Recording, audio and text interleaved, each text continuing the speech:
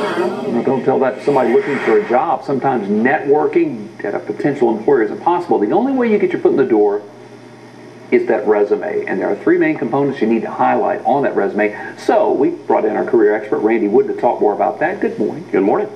That resume is so important, but a lot of people don't know where to turn. You've got a couple of areas to focus on, though, right? Well, sure. And first of all, let's just say with the advent of technology, in a lot of cases, Brad, a set of eyes isn't the first thing to see it. It's actually software scanning. Oh, really? For the first key point to talk about is keywords. Keywords could be words that typically appear in the job description. And so the game that you're playing, and it's a game, it's a word matching game. And when you put that together, you can tailor that to the job. And if they're looking for this type of person, those key words may not get you the job, but they may get you the interview. Right? Well, that's the whole, again, it's a game. That's the whole part of the game, is to get through that initial screen. So I want to capture keywords, ideally toward the top, maybe in a summary.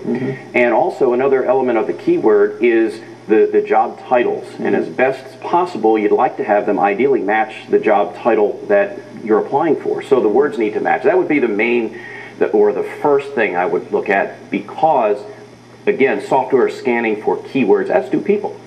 So when you put down what you've done on a resume, a lot of times, you're not lying about what you've done, but you want to make sure that you make it sound impressive, and it's something that someone can say, that makes sense, right? Well, it is. Keywords are important. The second element is now, okay, let's say you've made it past that software scanning, and now a set of eyes has to look at it. Well, the set of eyes will confirm that the keywords are in there. You've only got anywhere from 10 to maybe 30 seconds at most for somebody to see something they like. So you want to hook the reader. Keywords is the first element. The second thing to consider is achievements, and ideally quantifiable. And by that I mean put numbers with it. In your business, ratings would be important. Maybe the Ours size. are huge. Are you kidding me? Through the roof. It's hard to write those big numbers all on one piece of paper for us. But I encourage people to, where possible, talk about percentages, perhaps total sales. It could be size, square footage. A lot of times a boss is going to, or potential boss is going to say, what can you do for me starting tomorrow? And if you say, I have done this, they can see you in that position. Exactly, right? and using active words, developed, initiated, created, designed. Those are all versus I did. It's not a sentence format. Never put I did, I was, I have, I am. Don't do that. Third thing is aesthetics. It's the visual appeal of a resume.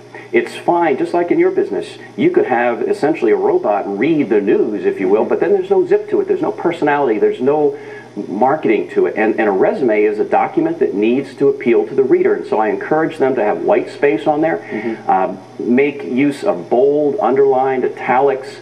And also, you've seen resumes where the left side of the page is one bullet point after another, and there may be 10 or 12 in a row. Right. Well, your eyes glaze over at that point. So use those judiciously, maybe 3 or 4 in a row, but that would be it. Again, the eye needs to see things that they can gravitate to. Where would you go for advice if you have a resume? You go, I don't know if it's any good or not. Mom is a lot of times not the best critic of a resume. Mom means well. Sure. But again, now whether it's me or online, there are a lot of resources. You can go to community colleges. There are a variety of places you can go.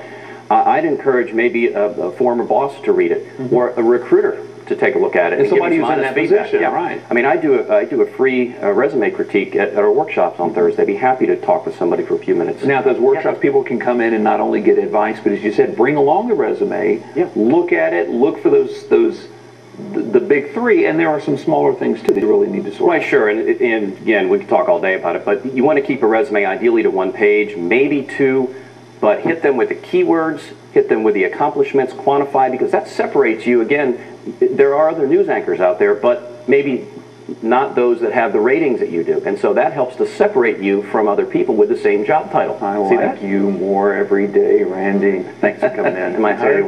Do I have the job? Yes, you're hired. Yes. Are you kidding me? He used all the keywords. Listen to that. Now go talk to Cindy.